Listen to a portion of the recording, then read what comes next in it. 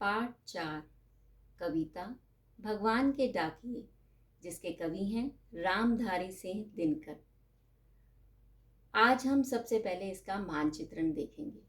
जब हम भगवान के डाकिए के विषय में बात करते हैं तो हमारे मस्तिष्क में कौन कौन से चित्र उभर कर आते हैं। सबसे पहले एक डाकिए का, जो कि हमारे लिए चिट्ठियाँ लाता है, जिसके कंधे पर एक थैला होता है और वह हमारे घर घर पर आकर चिट्ठियाँ देता है, जिसके लिए उसको एक पते की ज़रूरत होती है और उस पते पर आकर वो लोगों को चिट्ठियाँ देता है। इसी तरह भगवान ने ये प्रकृति बनाई है और उनके भी कुछ डाकिए हैं, बादल और पक्षी। आज हम उसी के बारे में पढ़ेंगे। सबसे पहले देखते हैं शब्द अर्थ। महादेश, विशाल देश। बाँचना, पढ़ना। आँकना, अनुमान लगाना। सौरभ, सुगंध। पाँख, पंख। सबसे पहले देखते हैं कि इस कविता से हमें क्या उद्देश्य मिलता है। कवि हमें किस उद्देश्य से इस कविता को लिख रहे हैं। वे हमें बताना चाहते हैं कि हमें सभी से प्रेम, सद्भावना रखनी चाहिए। यदि हम ऐसा करेंगे तो पूरी धरती एक परिवार बन जाएगी। प्रस्तुत कविता द्वारा कवि दिनकर जी हमें यह संदेश देना चाहते हैं कि जिस प्रकार डाकिया चिट्ठियाँ बांटने का काम करता है और हमें हमारे प्रियजनों का संदेश देता है, उसी प्रकार भगवान जिसने ये सारी दुनिया बनाई है उनके भी डाकिए हैं, जो हमें कुछ संदेश देना चाहते हैं, जिन्हें हम अज्ञानता के कारण समझ नहीं पाते कि वे हमें क्या कहना चाहते हैं। आइए कविता देखें। पक्षी और बादल, ये भगवान के डाकिए हैं, जो एक महादेश से दूसरे महादेश को जाते हैं। हम तो समझ नहीं पाते, मगर उनकी लाई चिट्ठियाँ पेड़, पौधे, पानी और पहाड़ बाँचते हैं।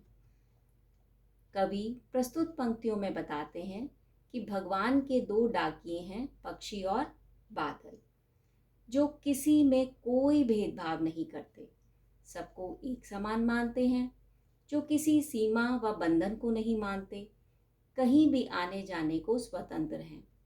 जैसे पक्षी अपनी मधुर चहचहाहट सभी को देते हैं और कहीं भी उड़कर चले जाते हैं, इसी प्रकार बादल भी अपना पानी और प्रेम सभी पर समान रूप से बरसाते हैं। वे किसी भी देश की सीमा को नहीं मानते, वे कहीं भी उड़कर जाने के लिए स्वतंत्र है। पूरी धरती उनका अपना घर है, जिसके द्वारा दिया गया प्रेम, त्याग, सद्भावना का संदेश हम नहीं समझ पाते, परंतु प्रकृति के बाकी अवयव जैसे पेड़, पौधे, पहाड़ उनकी लाई हुई चिट्ठियों को पढ़ पाते हैं।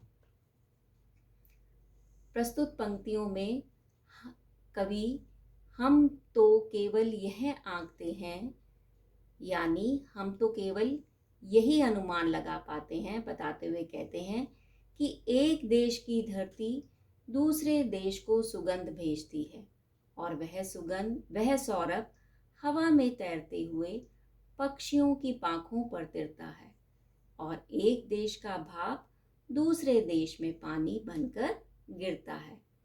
लेकिन हम भगवान के द्वारा भेजी हुई चिट्ठियों को पढ़ नहीं पाते।